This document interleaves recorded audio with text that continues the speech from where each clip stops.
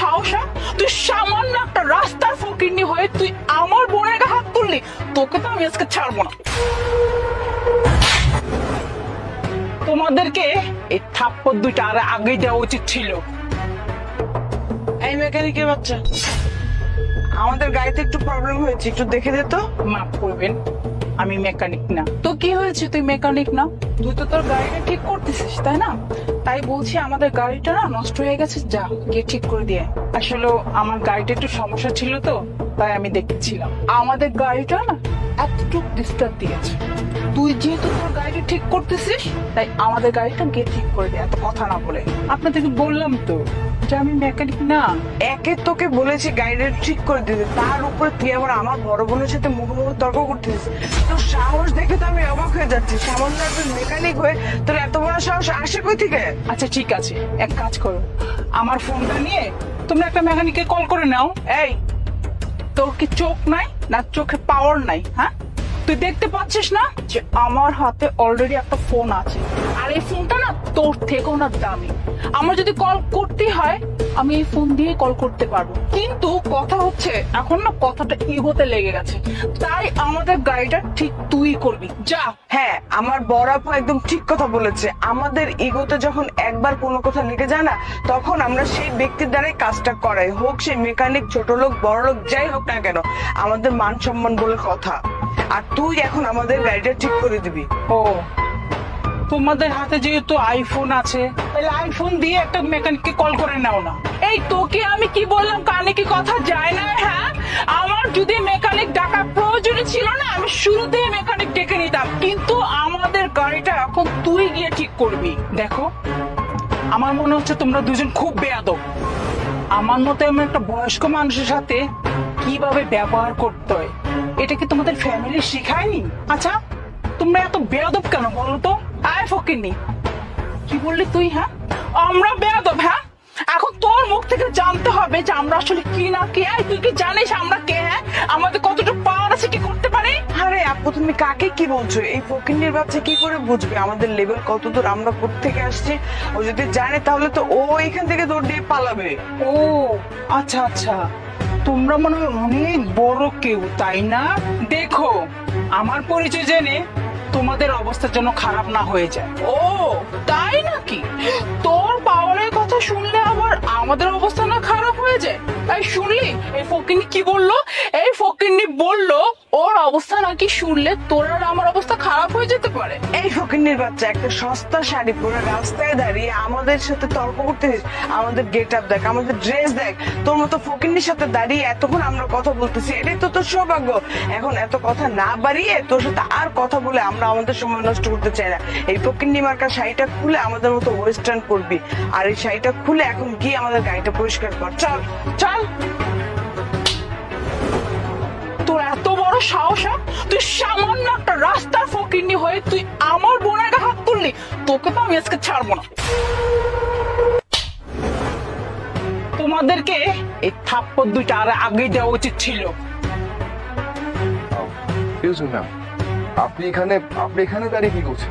এই, তুমি কাকে ম্যাম বলছো? হ্যাঁ, তুমি দেখতে পাচ্ছ না একটা ফকিন্নির সামনে দাঁড়িয়ে আছে? এই ফকিন্নির সাথে কি ম্যাম শব্দটা যায়? স্ট্রেঞ্জ, ম্যামকে ম্যাম বলবো না তো কি বলবো? কি কি বললে তুমি? ইনি আপনাদের কোম্পানির ম্যাম?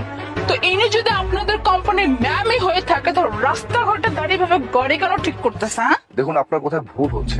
আর আপনি হয়তো জানেন না, রুনা গ্রুপ ইন্ডাস্ট্রিজ এর মালিক হচ্ছেন আমাদের রুনা ম্যাম।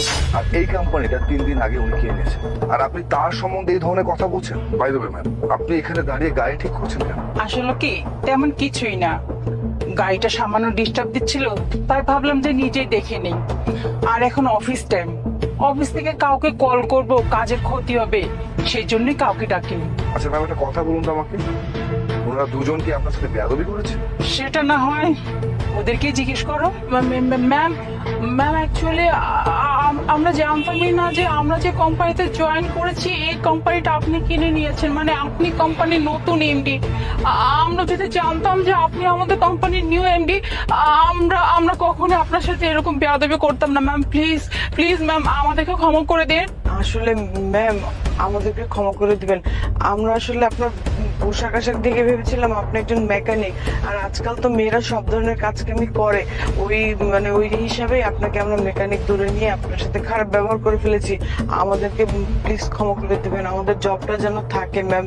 আর ম্যাম কিছুক্ষণ আগে যে আমরা দুজন বললাম না যে আমাদের বাবার অনেক টাকা পয়সা আছে, আমাদের বাবা অনেক বড় বিজনেসম্যান, ইভেন ওই বাড়ির কোম্পানি বলেছিলাম আমাদের, অ্যাকচুয়ালি এগুলো আমাদের কিছুই না, আমাদের এমন কিছুই না, জাস্ট আপনার সামনে একটু শো অফ করার জন্য, নিজেদেরকে বড় করার জন্য মিথ্যা কথা বলেছি ম্যাম। প্লিজ ম্যাম, আমাদের জবটার জন্য কিছু না হয় ম্যাম। কাদেরকে মাফ করব? তোমাদেরকে, যারা সামান্য একটা গাড়ি ঠিক করা নিয়ে একটা বয়স্ক মায়ের মতো মানুষের সাথে খারাপ ব্যবহার করে তাদেরকে কখনোই না। আচ্ছা একটা কথা বলো তো, তোমাদের ফ্যামিলি কি তোমাদেরকে আদব কায়দা কিছুই শেখায় নাই? ওনারা কি বলে দিছে যে রাস্তাঘাটে ময়মুরব্বি দেখলে তাদের সাথে খারাপ ব্যবহার করবা?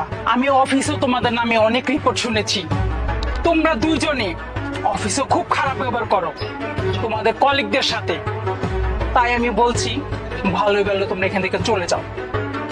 তোমাদের মতো এরকম স্টাফ আমার কোনো প্রয়োজন নেই, কোনো প্রয়োজন নেই, আর আমার অফিসে তো নাই। ম্যাম ম্যাম লাস্ট বার বলছি ম্যাম, প্লিজ আমাদের জবটা নেবেন না, আমরা অনেক কষ্ট করে কোম্পানিতে জবটা নিয়েছি, এখন যদি আপনি জবটা নিয়ে নেন আমরা কি করব ম্যাম? প্লিজ আমাদের একটা সুযোগ দিন। তোমাদের মতো এরকম বেয়াদব কর্মচারী যদি আমার অফিসে থাকে তাহলে আমার অফিসটাই যেন কবে শেষ হয়ে যাবে। শোনো ভালোই ভালোই বলছি, তোমরা এখান থেকে চলে যাও, চলে যাও বলছি।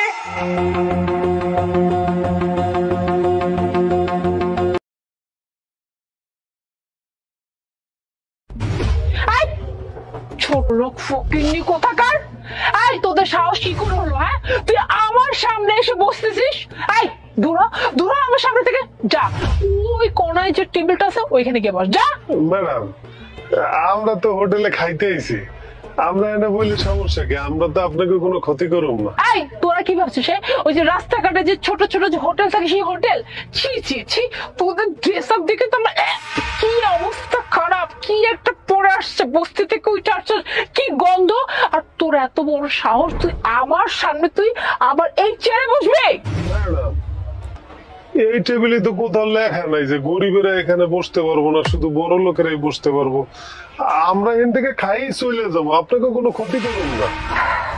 এখানে চাইলে সবাই আসতে পারে না, বুঝতে পারলি? স্পেশালি তোদের মতো ছোট লোক ফকিনেরা তো নাই এখানে। কারা আছে জানিস? এখানে আসে আমাদের মতো মানুষ, যাদের স্ট্যাটাস হাই লেভেলে, যাদের অনেক টাকা পয়সা। তোদের মতো 2 টাকা ফকিনিতে নাই।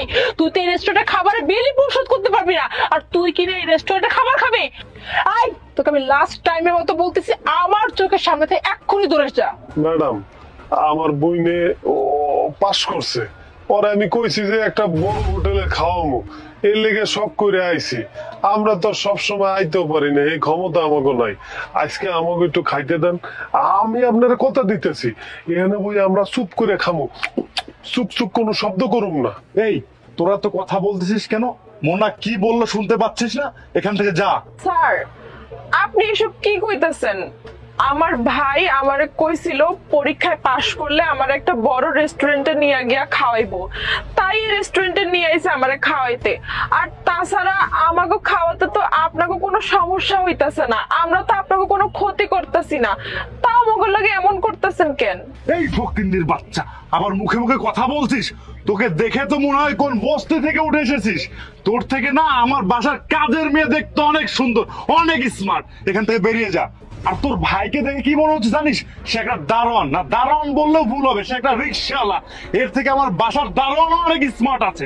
তোর দুজনে এখান থেকে ভালো ভালো ওঠ, না হলে তোদের দুজনকে আমি খবর করে দেবো একদম। বেরো এখান থেকে। আরে ম্যাডাম আপনি এখানে এভাবে চিল্লাপাল্লা করছেন কেন? আমাদের আরো কাস্টমার আছে, তাদের খুব সমস্যা হচ্ছে। Ma'am any problem? Any problem মানে কি?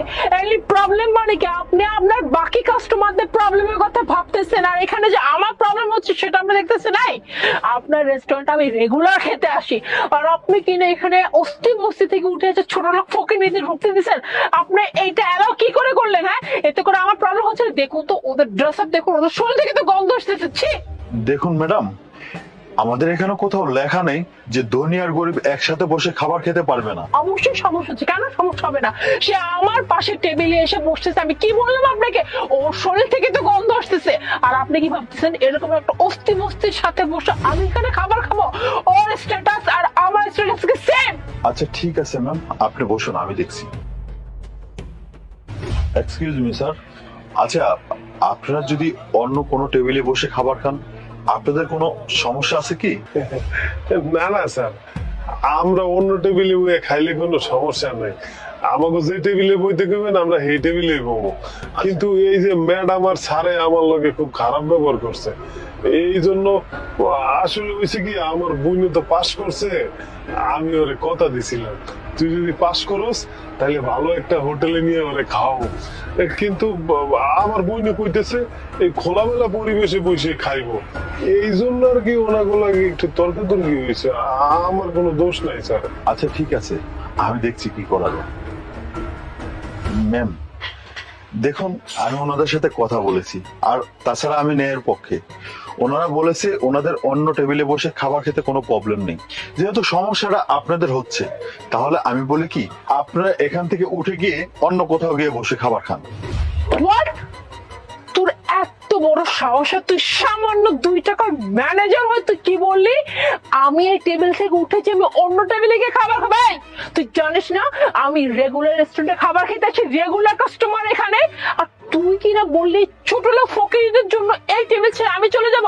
হ্যালো শোন, তোর চাকরি কি করে নট করতে হয় সেটা আমি খুব ভালো করে জানি। আমি এখন এই রেস্টুরেন্টের মালিকটা ফোন দিয়েছি, তুই চাকরি না খেয়েছি তো আমার নাম মুনা না। শুনুন ম্যাডাম, আমি ন্যায়ের পক্ষে, আর আমাদের এখানে ধনী গরিব একসাথে বসেই খাবার খেতে পারবে। আপনার প্রবলেম হলে আপনি অন্য কোথাও গিয়ে খাবার খান। এই ম্যানেজার বাচ্চা, একদম মুখ সামলে কথা বল, না হলে তোর মুখ আমি ছিঁড়ে ফেলবো একদম। এই দুই ফকিন্নি মিলে এক হয়েছিস তাই না? ছোট মুখে বড় কথা। দেখ, আর একটাও কথা বলবি না, আর একটা কথা বললে কিন্তু তোকে আমি দেখে নেবো। এই তুই আজকে যে কাজটা করলি না ভালো করলি না, এই আমাদের টাকায় না তোদের এই পেট ভরে, বুঝতে পারলি? আর তুই আজকে আমাকে এইভাবে অপমান করলি, জাস্ট মাইন্ড ইট, তোর সাথে আমি ঠিক কি করব।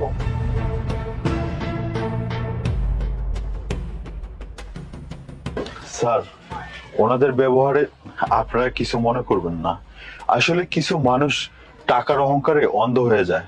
আপনারা বলুন কি খাবেন, আমি নিয়ে আসছি। স্যার আপনি অনেক ভালো মানুষ। বোন বহ।